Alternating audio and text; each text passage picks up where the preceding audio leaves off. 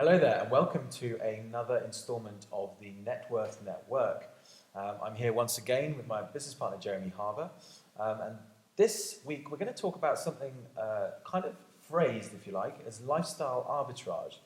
Basically, the ability to live wherever the hell you like, which is something that I know a lot of people are interested in, and we've had questions about in the past. So, Jeremy, where do you kind of start with this? Because a lot of people have this big dream of being able to live off their laptop and all the rest of it, wherever they are in the world. Where do you start? Yeah, so I think on previous videos I've alluded to the kind of first goal should be to have enough capital invested that the income from that capital pays your living expenses. Yeah. Now, if you work out the living expenses of living in, say, London, then you might find out that you need £300,000 or £500,000 invested in order to live in London. Yes. Very simply put, if you live somewhere else, you might find that that figure goes down. So there are many countries in Europe which have daily flights to London, where I think Lisbon has come up as being one of the cheapest cities to live in, and Barcelona is a very cheap city to live in. There's some fantastic Eastern European places as well that are very beautiful. So you can have places very close to home like that, or if you want to go really crazy, you've got places like Ecuador, Costa Rica. Costa Rica famously got rid of their entire armed forces and invested it all in hospitals and schools, and apparently is a really cool place to hang out. One of my personal favourites is Bali, out in Indonesia.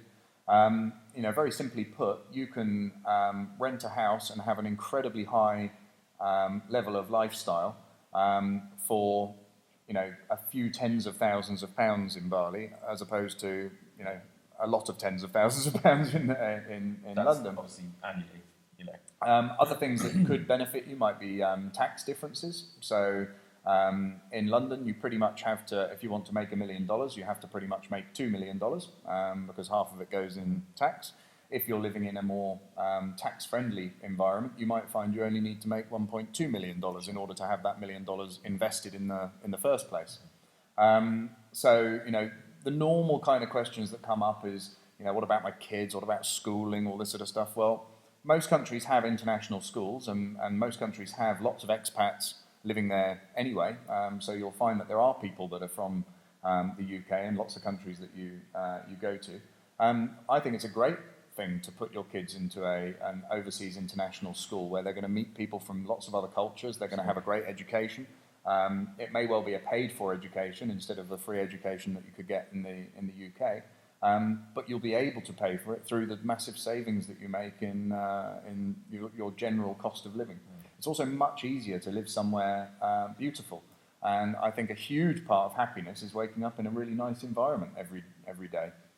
So if you can wake up and look at a beautiful view of the sea or something like that, or it's nice and sunny and warm most days, because I think as human beings we're all a bit solar powered. So if we have that exposure to the sun, it obviously keeps you smiling. I think this is one of those kind of topics that really, depending on your beliefs, obviously, you only live once.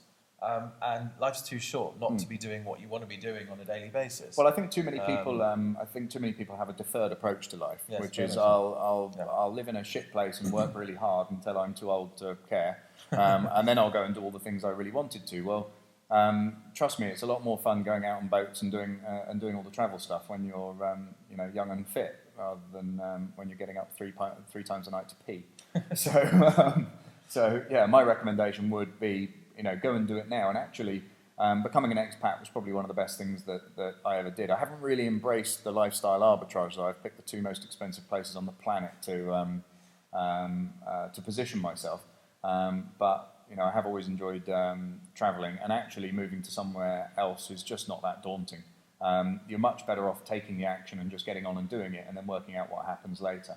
Basically, if they've got internet, you'll survive. If you're running a business in the UK, this is a great time to think about how will that business run without you there, or do I need to sell the business in order to release some capital to go and live somewhere else, and then everything else can work for you.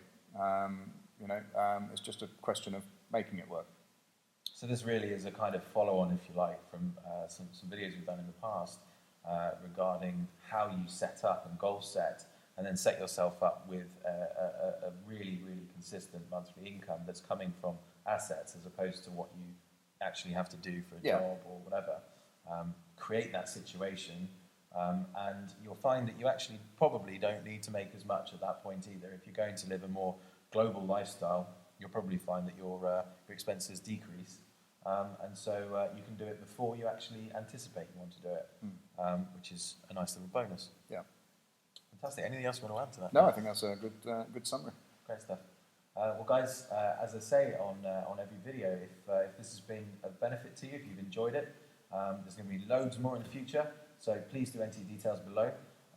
We will be releasing a video roughly once every week on a different kind of strategy. They're usually very short, sort of between 5 and maybe tops 20 minutes. And we look forward to seeing you again. Thank you very much. Cheers, Jeremy. Thank you.